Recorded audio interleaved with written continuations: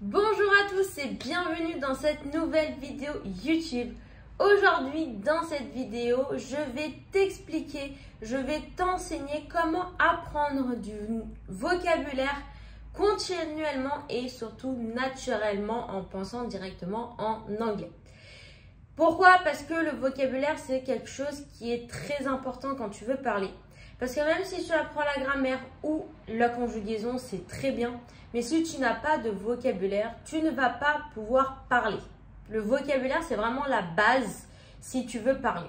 Pour toutes les personnes qui débutent en anglais, la première chose que vous devez faire, c'est apprendre du vocabulaire. Il existe plein de mots de vocabulaire et c'est vraiment ça qui va vous aider à parler.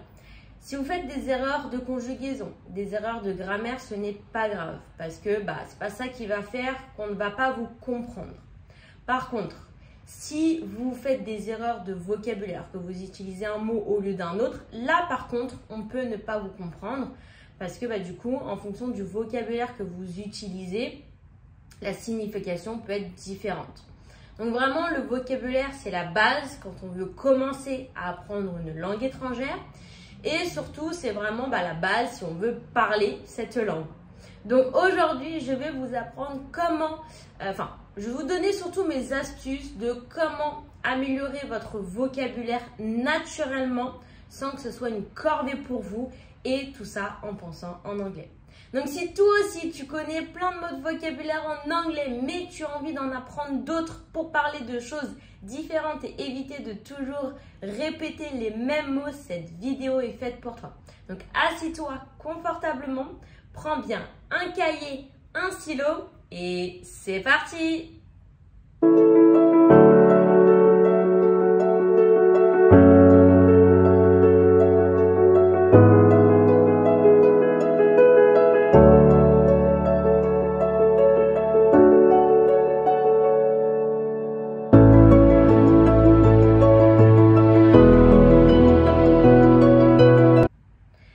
Allez, c'est parti, on commence avec la première astuce que tu peux faire pour du coup apprendre des nouveaux mots continuellement et naturellement.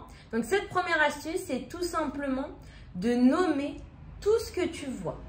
Donc tout ce qui est objet et dès que tu veux dire quelque chose, essaye de le dire en anglais. Je te donne un exemple. Moi, quand j'ai voulu apprendre le portugais, premièrement, j'ai mis ma liste de courses en portugais. Donc, ça veut dire, voilà, tu vas faire tes courses. Tu écris ta liste de courses en anglais, du coup, pour toi. Et ce que tu peux faire aussi, par exemple, chez toi, c'est prendre des petits post-it, écrire les mots en anglais et coller le post-it sur l'objet en question. Par exemple, tu vois, on a le mur. Le mur, tu peux mettre wall. Et tu colles le post-it sur le mur.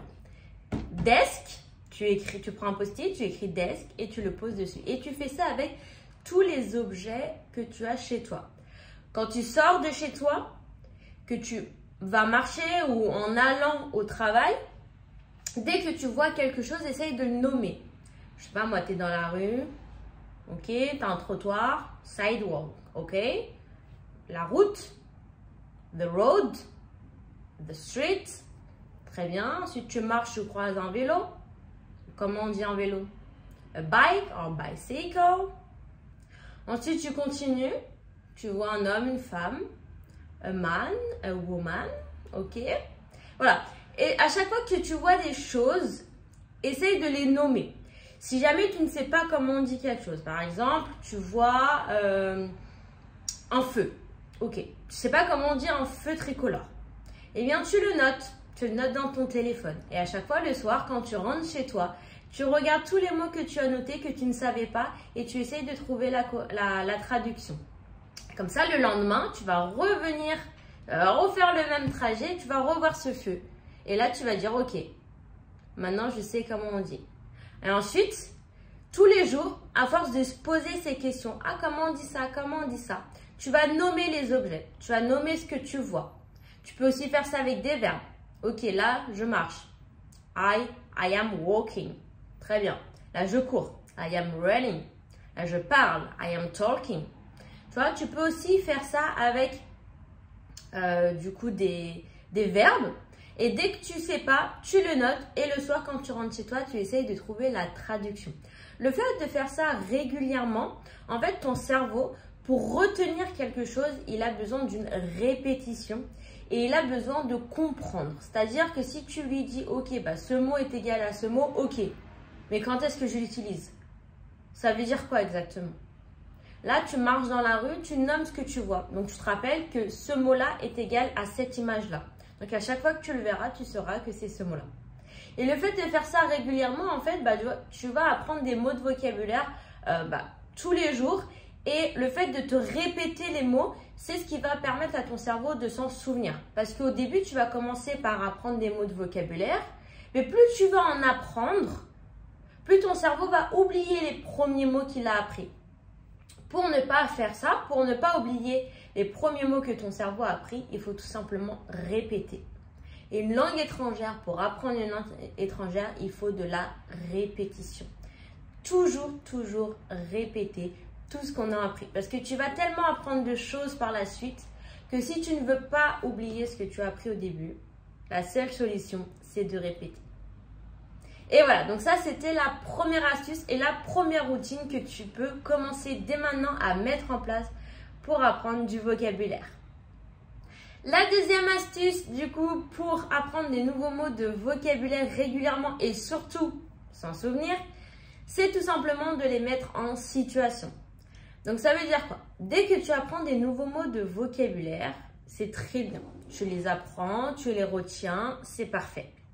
Mais il faut que tu les mettes dans des situations pour que ça soit logique pour ton cerveau et aussi pour que ton cerveau il comprenne l'utilité de ce mot.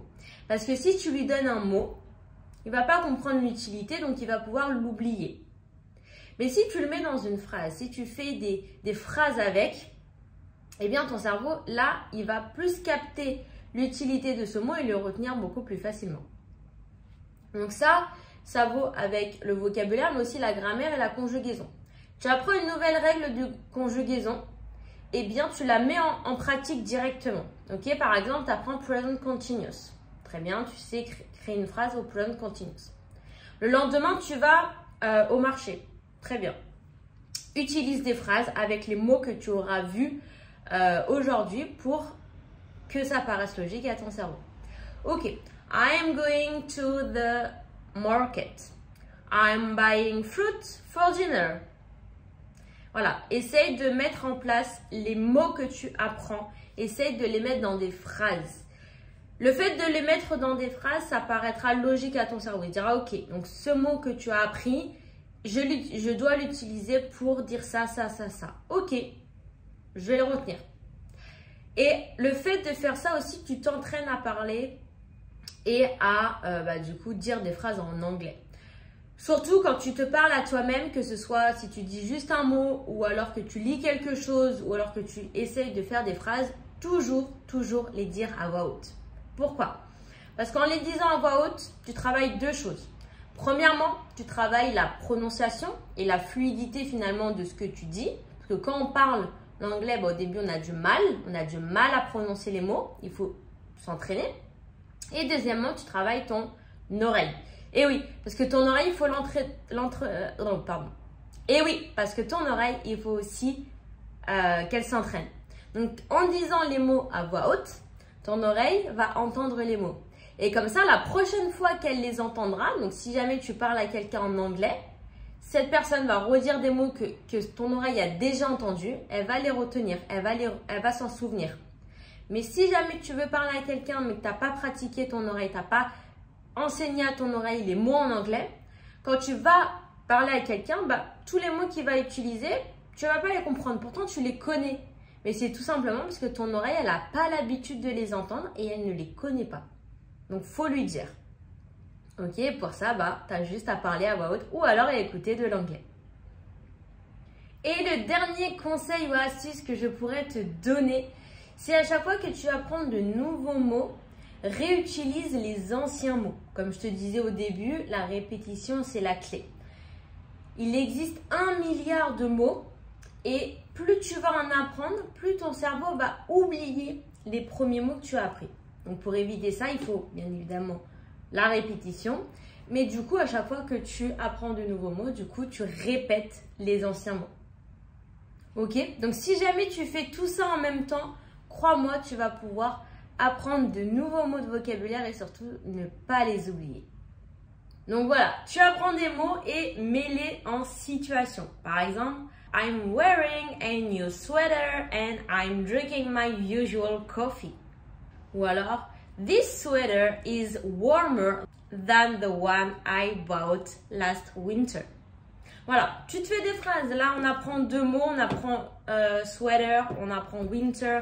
Là, on apprend plein de mots dans les phrases. Donc, dès que tu as des mots, mets-les dans des phrases. Et surtout, note bien tous les mots que tu apprends. Même ceux que tu connais déjà, note-les bien. Comme ça, quand tu feras de nouvelles phrases, eh bien, tu te rappelleras surtout d'utiliser les anciens mots. Parce que finalement, des fois, on pense connaître des mots par cœur.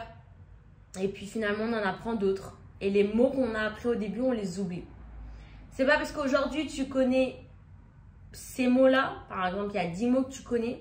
C'est pas parce qu'aujourd'hui, tu les connais que dans 10 ans, tu les connaîtras toujours. Si jamais tu ne les utilises pas, eh bien, tu peux les oublier. Moi, c'est pareil. Il y a beaucoup de sujets, on va dire, que je n'ai pas l'occasion d'aborder en anglais. Et des fois, il y a des mots techniques par rapport à certains sujets que quand on parle de certains sujets, je peux ne pas savoir. Tout simplement parce que je n'ai pas l'habitude de parler de ces sujets-là. Et dans ces cas-là, mon cerveau, il les oublie.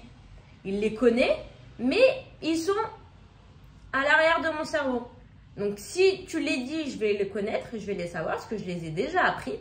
Mais moi, les sortir, ça va être plus difficile parce que je n'ai pas l'habitude de les utiliser. Et ça c'est pour tout le monde. On est humain, notre cerveau, il fonctionne à tous de la même façon. Ok?